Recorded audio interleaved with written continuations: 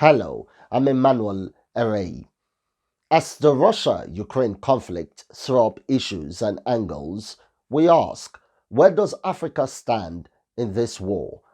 17 African countries made up the 35 countries that abstained from voting at the United Nations emergency meeting on the Russia-Ukraine conflict, including South Africa. 8 African countries did not even submit a vote. Eritrea is the only African country that joined the likes of Belarus, Syria, and North Korea in support of Russia.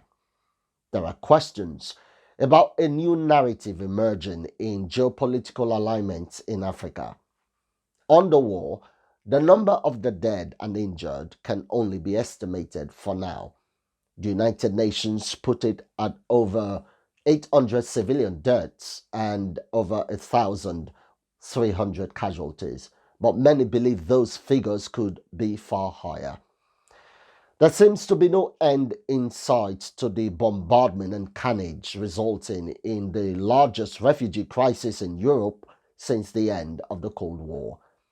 Reports say Russian forces have also suffered heavy losses, stunned by the resistance and resilience of a people willing to defend their country with whatever it takes. The Russian-Ukraine conflict is also been likened to the fight between Goliath and David. Many may remember how it ended between those two. Putin now looks to China for help, as his country's economy is battered by Western sanctions. Analysts say all is not well with his military, his friends, and his money. Meanwhile, NATO countries have found the unity to strengthen their military lines like never before, but have come under heavy criticisms too for not doing more against Russia. However, as the war in Ukraine rages, observers say global alignments are being redefined and in some cases threatened, and Africa is not left out. There are issues of economic and geopolitical influence. Over the last decade, China has become Africa's largest trading partner and one of the continent's biggest investors. With an investment of nearly $200 billion, mostly in Africa's service sectors, China has developed what some have called soft power. Russia, China's closest ally, has also been making friends in Africa, but not so much for economic influence as it is in geopolitical influence, threatening Western interests. Some African countries get their military supplies from Russia. The country looks to firm up its strategy through the second Russia-African summit in October this year, perhaps banking on a positive outcome in Ukraine. Sergei Lavrov, Russia's foreign minister, was quoted, "Concrete proposals for consolidating Russian-African cooperation are being worked out, coordinating public and scientific ones." That was last year. Apparently then, the hopes of a quick operation in Ukraine looked likely, but now priorities are changing. The war in Ukraine is not just changing priorities, it's also changing friends. South Africa, the UK's biggest trading partner in Africa, according to the Office of National Statistics, abstained, does not condemn Russia's invasion at the UN. The country's President Cyril Ramaphosa posted this: "Based on our relations with the Russian Federation and as a member of BRICS, South Africa has been approached to play a mediation role. And this is BRICS. Brazil, Russia, India, China, and South Africa, 5 economies with significant regional influence coming together. They've been meeting every year since 2009. So when it was time to vote at the UN emergency meeting, India, China, South Africa abstained.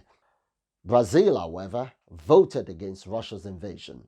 Apparently, the conflict in Ukraine is testing the relationships and redefining them.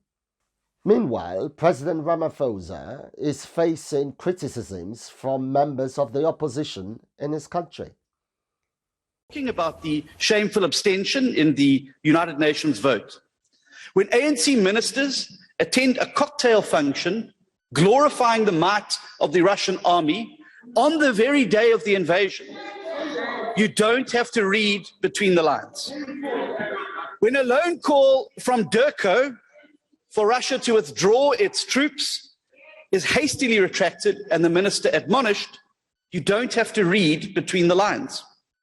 And when our president calls Putin between the middle of his invasion, pledging to strengthen bilateral support for him while the rest of the world isolates him, you don't have to read between the lines.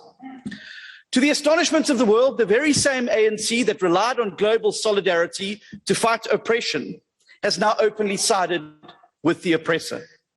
It has picked the wrong side of history, and it has dragged 60 million South Africans along with it. But if it's not in South Africa's interests, then whose interests is it in?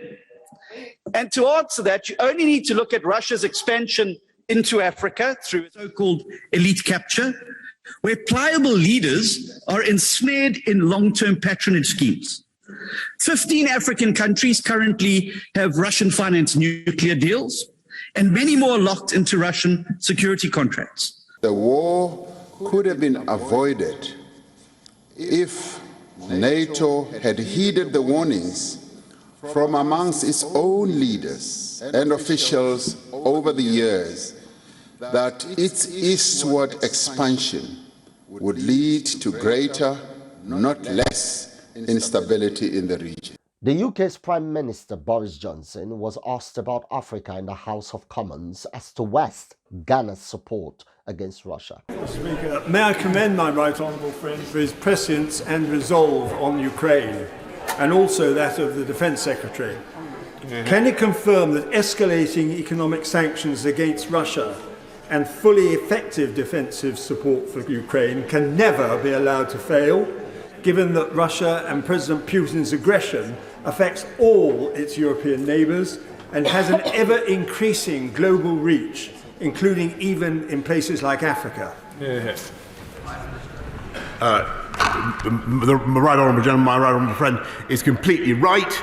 The threat is not just to Europe. The threat from an aggressive and expansionist Russian agenda is everywhere, including in Africa from the Wagner Group, Mr. Speaker, and it is up to the UK now to push back, and that's what we're going to do. Why are China, Russia, India, just like the West, interested in Africa?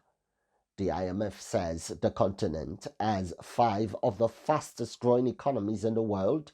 According to the UN, Africa is home to 30% of the world's natural resources, over 625 trillion cubic feet of natural gas, over 125 billion barrels of crude oil reserves.